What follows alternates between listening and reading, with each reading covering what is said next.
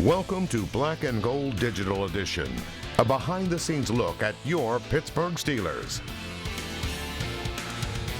Hi, and welcome to our season premiere of our digital show. I'm Jay Pushkar alongside Mike Fenner and Kent Urbanski. And guys, before we start talking about week one between the Steelers and the Bills, we had the opportunity this past summer to go to Canton, Ohio for the Hall of Fame for the 2 days. Actually, all of us were there for about 4 days. You guys, yeah, right. especially you, Kent, were there for the extended time. But boy, what an atmosphere it was in Canton, Ohio.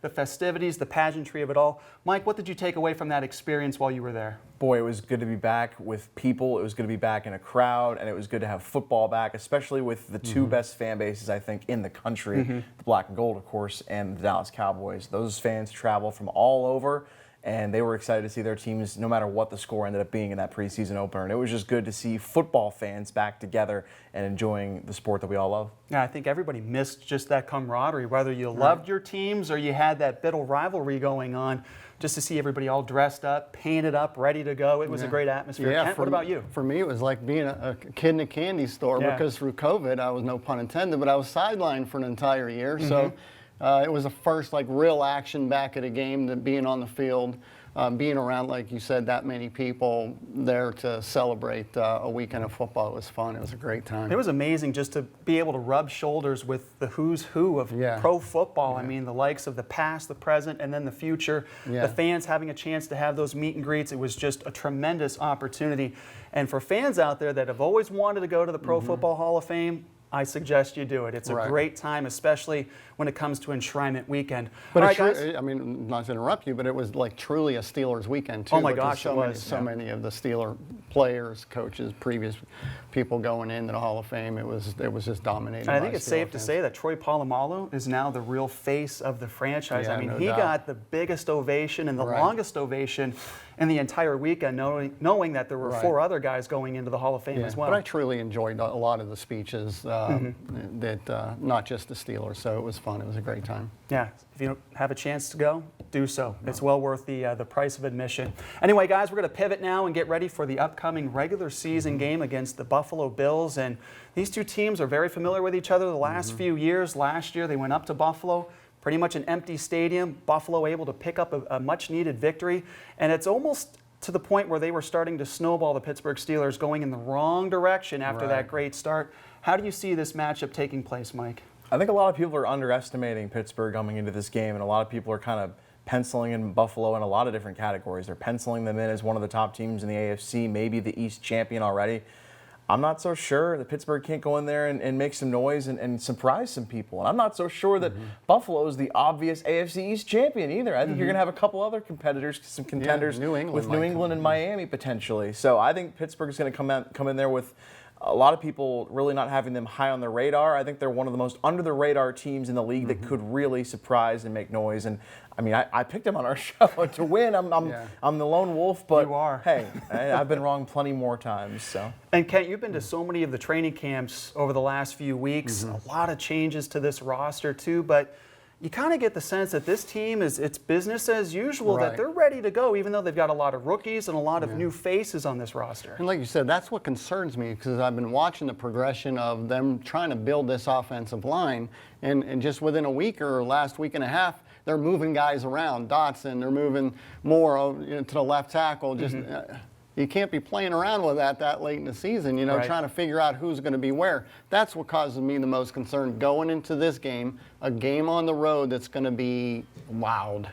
If it was in Pittsburgh, I might sway toward Pittsburgh a little bit, but being that it's in Buffalo, rookies playing on that offensive line, a rookie center, with all the calls that they're going to have to make, Buffalo is going to come in and test that line right from the start. If Ben can stay upright, and figure out a way to, stay healthy for that whole entire game. We haven't seen them for more than two quarters of football, this whole team playing together. So what do we really know about Pittsburgh? We know what Buffalo is about. I still don't know what Pittsburgh's all about until I see them for 4 quarters. And Mike, was it a good thing for the franchise? Because every team this year has had to adapt to just 3 preseason games, even though Pittsburgh did have the 4th one because of the Hall of Fame game. But everyone took the approach differently about how long do our starters play? Do we even start our starters for a little bit and see what we get? Pittsburgh opted to do that in the only home game against the Lions, but Is it a blessing and a curse at the same time for Pittsburgh? Because you don't have that continuity, like Kent was saying, that we're not really sure. We like what we're seeing, but it was just a small sample size. Yeah, I think it was a huge question mark coming into the preseason, what different teams were going to do, and it was very fascinating to see how they all handled it. Like you said, getting some work for the starters, but not a ton. So that is a little bit of a cause for concern because you just don't know how they're going to mesh with some of those new starters on offense, especially some of the newcomers. But yeah, it was interesting to see some teams where they didn't let certain stars even touch the field through 3 preseason games. And then you've got Patrick Mahomes with Kansas City out there for what felt like an entire first half for the Chiefs. You're thinking, this might be one of the 5 guys in the league you don't want out there at all. Right, but That's interesting. a risk. Yeah, and one thing I'm looking forward to is seeing how the offensive line steps up to the challenge when you consider not only the Bills' strong front, but then they invest more in the defensive front in their first 2 picks in the draft, and Gregory Rousseau and Boogie Basham up front, guys that are not starters necessarily right now, week 1, but guys that are going to bolster the depth on that defensive front, and they can kind of shuffle some guys in there on that defensive front. So I think that's going to be a really, really big challenge for Pittsburgh. And Kent, they've got some good rookies on the other side of the field too for the Pittsburgh Steelers. We had a chance to see Najee Harris not only just on the field in that preseason game against the Lions, but his personality, and it was very infectious. And I just feel like he's a great fit for this franchise, even though he hasn't touched the ball yet in a regular season game. Yeah, I mean, we've seen him in practice. He's a real deal. Anytime somebody sees him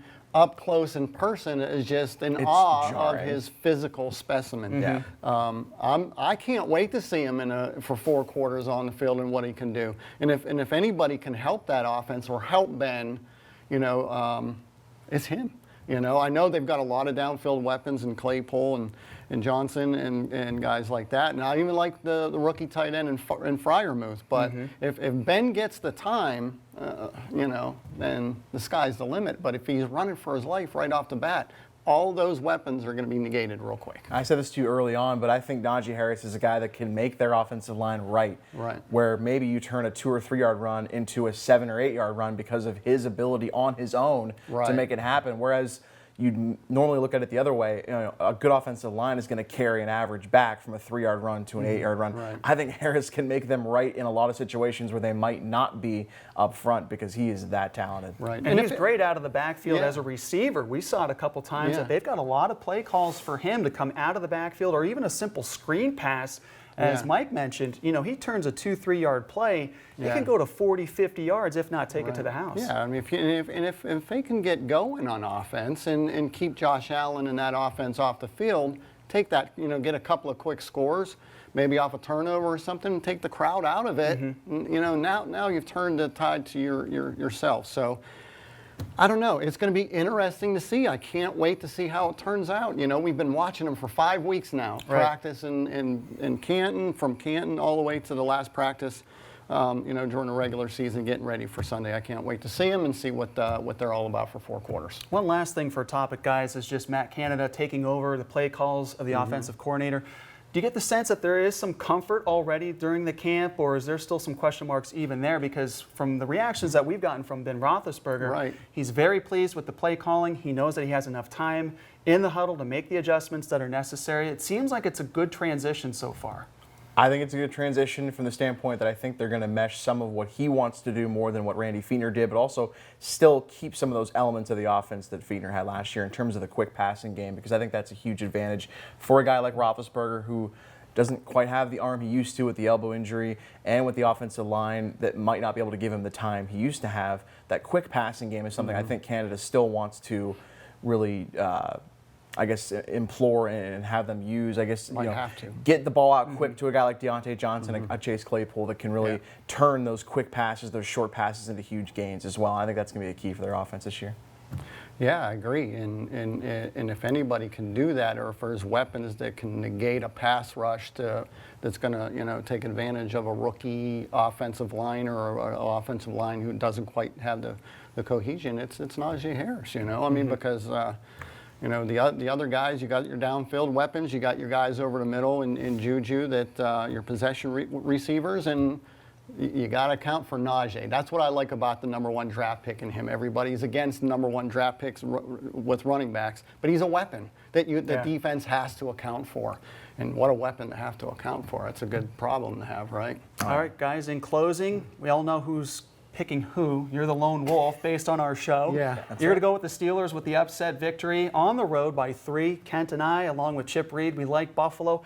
I personally think it's just a matter of having that home field advantage. I think that could be the slight difference maker in this matchup. But what is the one key thing that you guys are looking for the most in the matchup, win or lose, out of the Steelers, Mike? I think it's setting the tone up front and stuffing that Buffalo run game to make Josh Allen become a 50 pass attempt QB on Sunday. I think that's going to be the biggest key, is to just completely eliminate that run game, and that can lead to forcing some turnovers that could give the offense some short fields. Kent, what about you? I guess the pressure to me is on the offense and defensive coordinators for the Steelers and coming up with game plans and schemes to minimize the weaknesses on their team.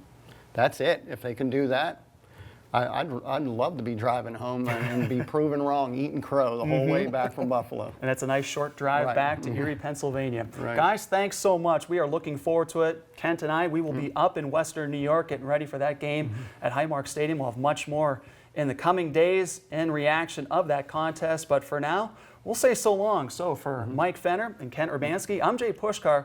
We'll see you next week. Thanks for watching.